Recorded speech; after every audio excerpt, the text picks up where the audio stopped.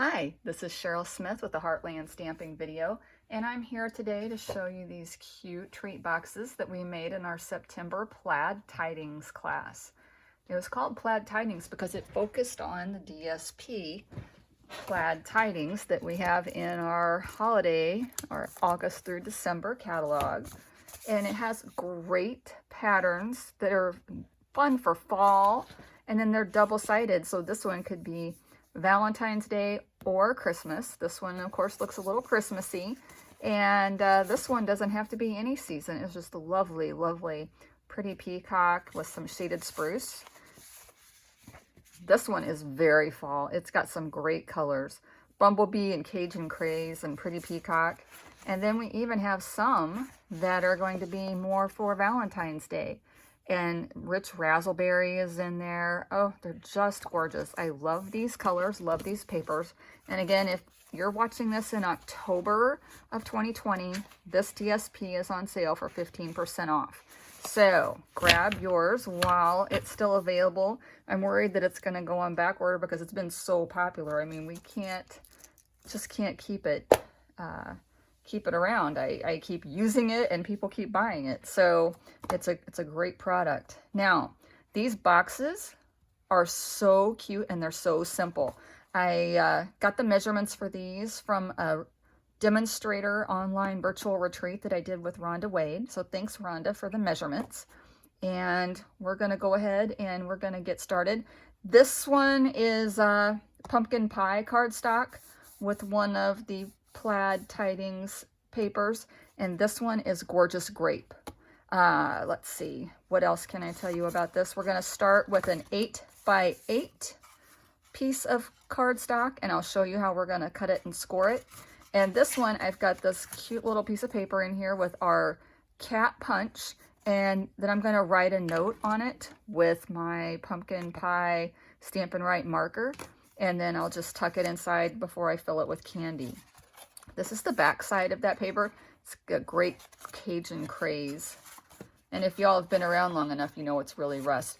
This is not put together because I wanted to show everyone that you need to miter cut your edges. So this was my sample for the class.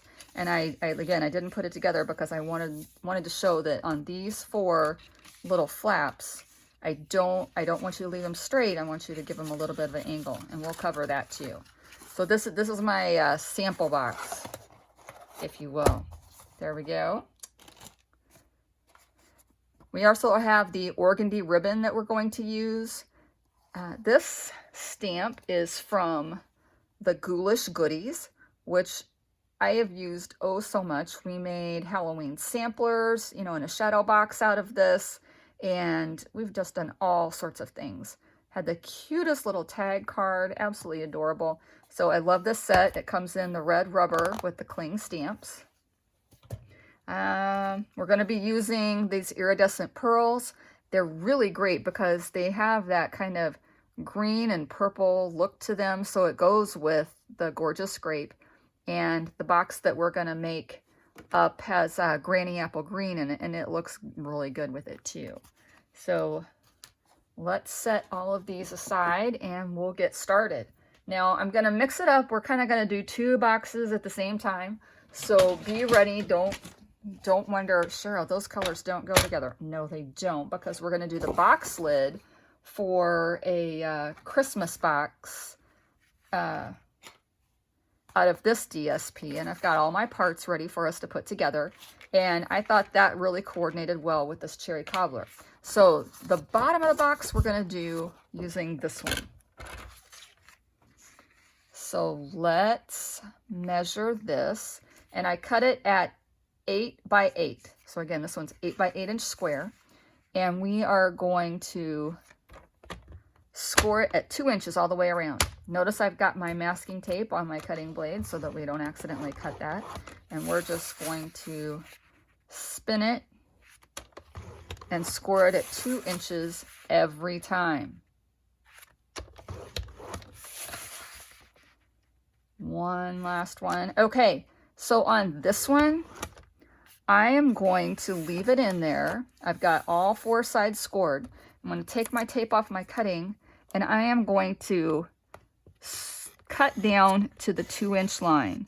So this little line that's on the center of my trimmer, I want that to line up with the 2 inches. Then I'm going to lift it up, scoot it down, and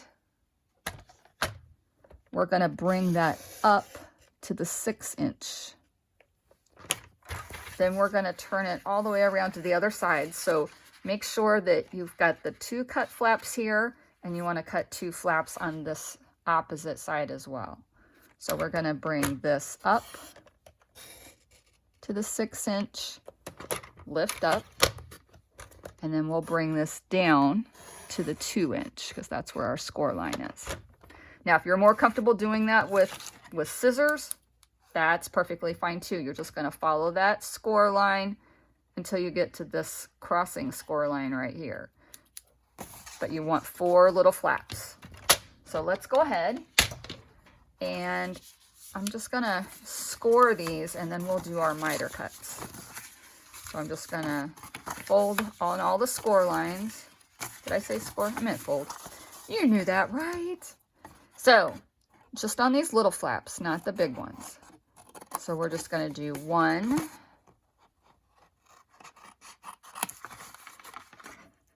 and then 2. That one I didn't quite get all the way. We're going to have to go back, and my scissors slipped off.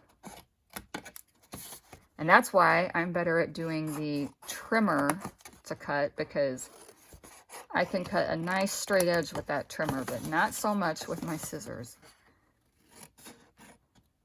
I wouldn't say I'm scissor challenged, but cutting a straight line is definitely not in my wheelhouse. So I'm going to lay that flat. Can you see where I cut all the little flaps off? We're going to fold that in. So when you put your box together, these little flaps are going to line up with these large rectangle flaps. So we're just going to put some liquid glue, this multi-purpose glue, and some people call it the green glue because it comes in the green bottle. And I'm going to go ahead and I'm going to put my adhesive on all 4 flaps. If you want to, you can use tear and tape for this. Make sure when you put it together that these edges line up really well. You don't want to leave these extended out because you don't want your box bottom to be bigger than your box lid. It doesn't fit together very well if you do that. So I'm talking about this edge right here. You don't want this to be extended out. You want that to be flush, or maybe even a tiny bit in. So there we go. There is the box bottom. And for this one, I'm going to use this paper that it's the opposite side of this one. And I thought it's so cute. I wanted to make a holiday one too. So you can see how nicely that fits right on there. And again, this square of cardstock was originally 8 by 8. We scored 2 inches all the way around to make the sides. And then this box lid is a 6 by 6 piece. And we're going to do that one next. And you're going to score it at 1 inch all the way around. And that way, the lid is a little bit shorter than the box, and you still see some of the box. Super cute. So let's go ahead and put this one together just a little bit, and then we'll finish it up in a minute. But I've got a thin strip, and you can make this, I think this one's a 1/2 inch. You can make it 3/4 of an inch or a whole inch, or just however large you want this to be. Or you could use ribbon. You could wrap ribbon all the way around it. I am having a hard time getting that even on the side. I don't know why. This little thing is giving me a lot of trouble. You ever have that happen? There we go. That's better. I was trying to line it up with these lines. I'm not used to having lines to line everything up on. So this is cut from the Stitch So Sweetly dies. I have been using that a lot lately, so if you've been watching any of my Facebook Lives, I think I've been featuring that at least every other week. It's like my new favorite die label set. So I'm going to put just little pieces, and I know you saw me cutting that. These are the outside remnants of my dimensionals, and I try to use those up. And sometimes I save them, especially if I'm going to do anything with my large letters alphabet. I love having these strips that I can trim exactly to the width that I need and then put on my letters. So we're going to lay this right on here. Now the nice thing about doing it this way too is if you did want to run a ribbon underneath that to tie your box closed, there are no dimensionals along that whole line, and you could do that. So now I'm like, okay, what do we want to stamp on there? I think we're going to do something from this stamp set that I just got. I got the whole bundle, Peace and Joy, and I'm going to be using that at my holiday Stamp-A-Stack at the end of the month. I have seen so many cute ideas from this, and I don't know what I'm going to do with it yet. So this is my first project using this. So we're going to get out our cherry cobbler ink, and then we're going to ink that up. And I've got some scrap paper. Sometimes I cut up my clean parts out of my grid paper, and I save that for scrap paper. That looked good. All right. Always test them out first. So getting this to fit on this, we'll just turn it a little bit right there. And just press straight down and let it hold. Don't rock it around. And that looks really good. Close that up. I always close mine up right away, because if I don't, I'm going to end up laying my hand or the project in it, one of the two. Now I know I had a little bow that goes on here, so we'll have to find that. I think it's probably stuck to the bottom of something. If you wanted to, you could pop this up with some more dimensionals, but we're just going to use some adhesive and put it right on here. You guys saw the bow, didn't you? It exists. It exists. There we go. All right, I'm going to pull this down just a tiny bit. And you could put your bow right at the top. You can put it over to the side. You can put it down at the bottom. I think we're going to put ours just right off center a little bit. And then I'm going to see, I think I have some holiday rhinestones that will look really cute on there and give it a little bling. So I'm using my mini glue dot to put this up here in the corner. And then we're going to find those holiday rhinestones. They come in some really nice colors. I've got, I know that's spruce, and that's pool party, and we've got navy, and I can't remember if that's supposed to be cherry cobbler or real red. I think it'll go with both. So they're very, very flexible. You can use them with a lot of different things. So let's do just a few of these spruce ones. Let's put one right there. And then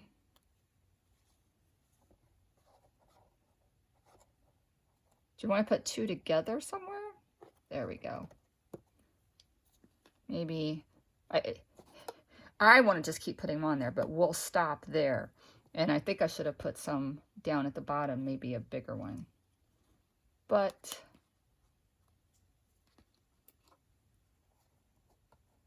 maybe over here. There we go. That kind of makes it follow the curve of the letter. So that is our super cute, super easy, very, very reproducible. You could make a bunch of these. I just love them. They're a great size. And yes, they will fit gift cards.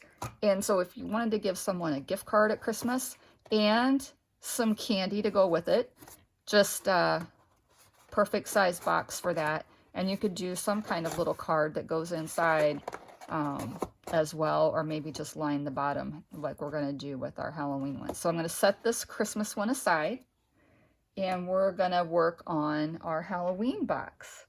So I need one more piece. I ended up using my last piece of that designer series paper, and now I have to find the, and oh, there it is. There we go. Oh, it's right on top. I just wasn't looking at the right side. So, box lid. I showed you how to make the box bottom. Let's do the box lid. First of all, tape on the cutting blade. Don't want to accidentally cut. All right, we're going to line this up right on the 1 inch and score. Line this up right on the 1 inch and score. Now, I'm going to turn this, and I'll show you guys, we have a 1 inch on this side too, so if you're more comfortable doing it from the other direction, it's nice because we have up to 1 1/4, 1 1/2, I think there. So now we've got all 4 of those. And again, we're going to take this down, but we're only going to go to the 1 inch because our sides are only 1 inches high. Down here, we'll bring it into the 5. Turn this around completely. Make sure that these 2 little flaps are on the opposite side. Good. All right, we've got the right one up there. And then we're going to repeat. We'll do to 5. And then we'll lift this up and bring that down to 1. Okay, so now we've got our tabs. Let's go ahead and fold that. All the, woo! He just slid right off to the floor. Fold this all the way around. And then we're going to take our tabs and fold them in. And we're going to put some glue on. We'll do the liquid glue again. 1, 2, 3, and 4.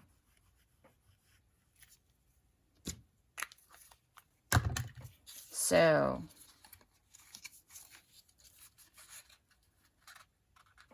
we'll get these glued in, and then remember, don't push your tabs in too far. I just realized I forgot to miter cut these. So if you do that and they're sticking up off the top, you'll just have to use your scissors to slice off anything that's showing. And I'll show you how to correct your mistakes. I'm getting really good at that. So you see how that is sticking up just a little bit. You can come in with your scissors and just trim that off. If you forget to miter cut like I just did. Boy, all right. Let's see here. This side's not quite as bad. One more little tab.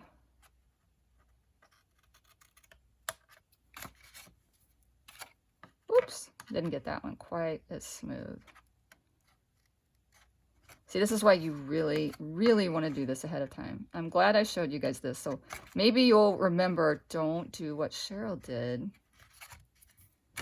There. Okay. Phew. All right. Now that we've got that out of the way, let's go ahead and put on our black strip. And this one is a little bit wider. This one is 3/4 of an inch. So we're going to put that right across the middle.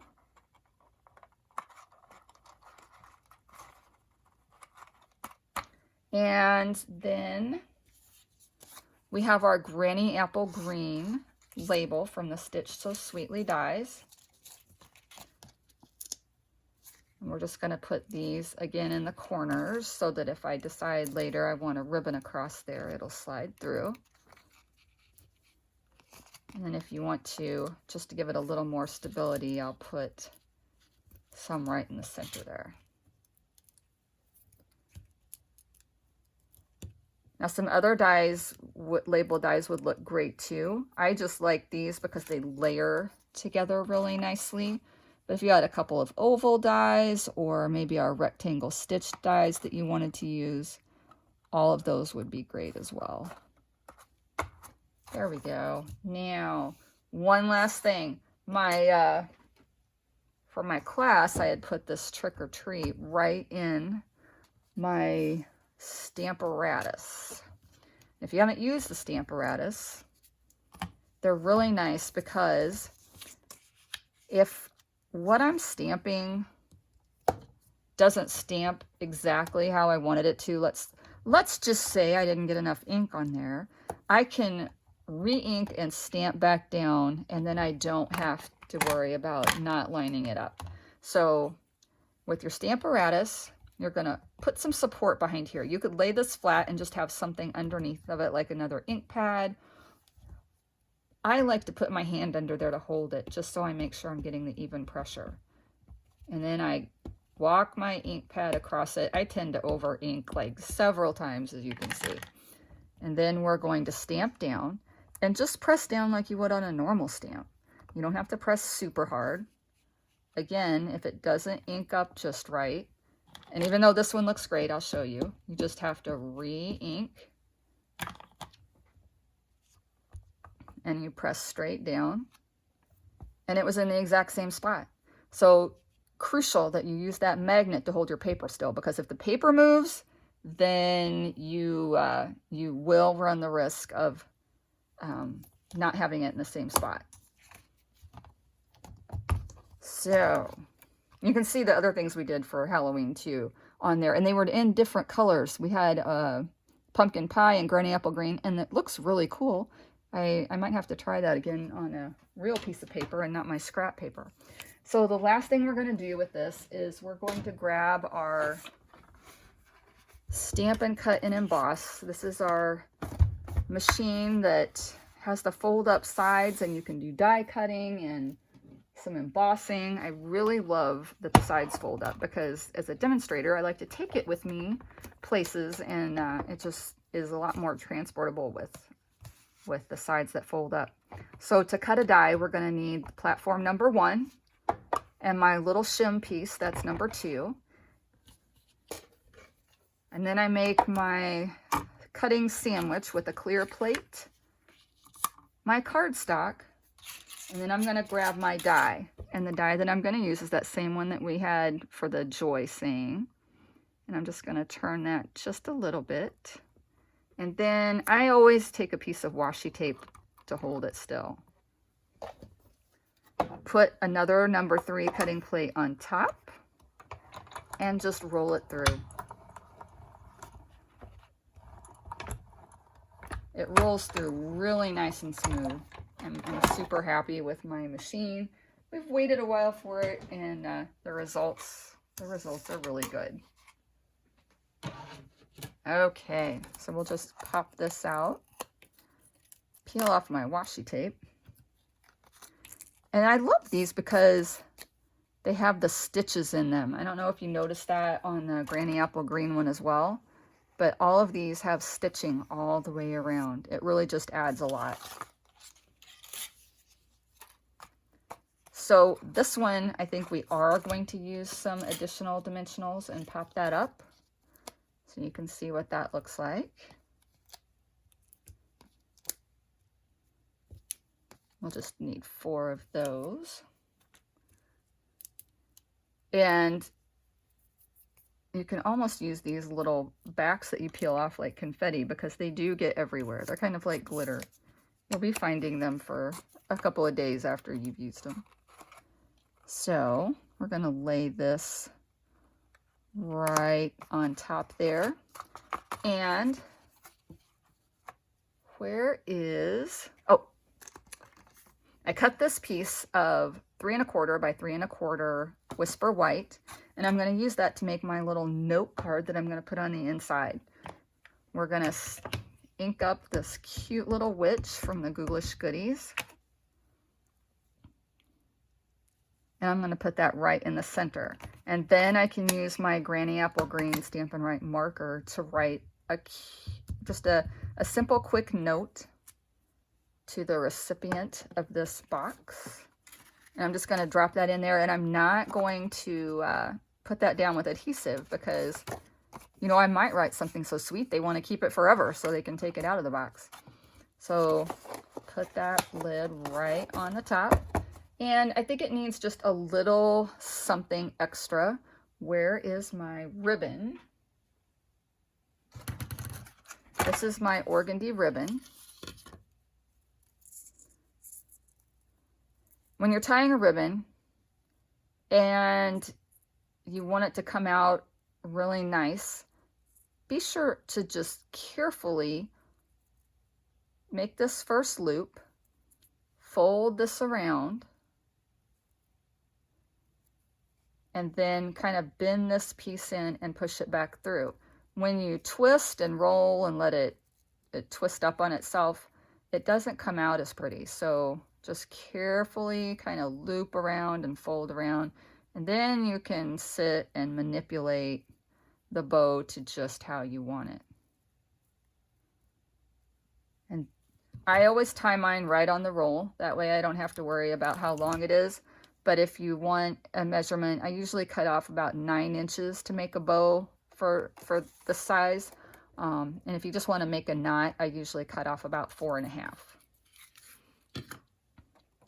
So this one, I can see that these little legs are a little long.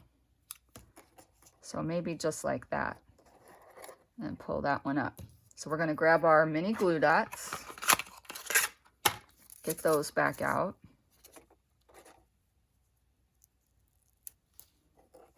Put that right up there. If you have these mini glue dots, I just want to say, don't put them in here and pull out this and think you're going to end up with glue dots on here to put on your project. The glue dots stay on the inside of the roll so that they just stay nicer and fresher that way. But if you try to pull it out through the box, you're just going to end up with glue dots all on the inside of your box. So always pull these out, peel back the paper, and then use the glue dots like that. And if you have excess strip, you can just tear that off and throw it away.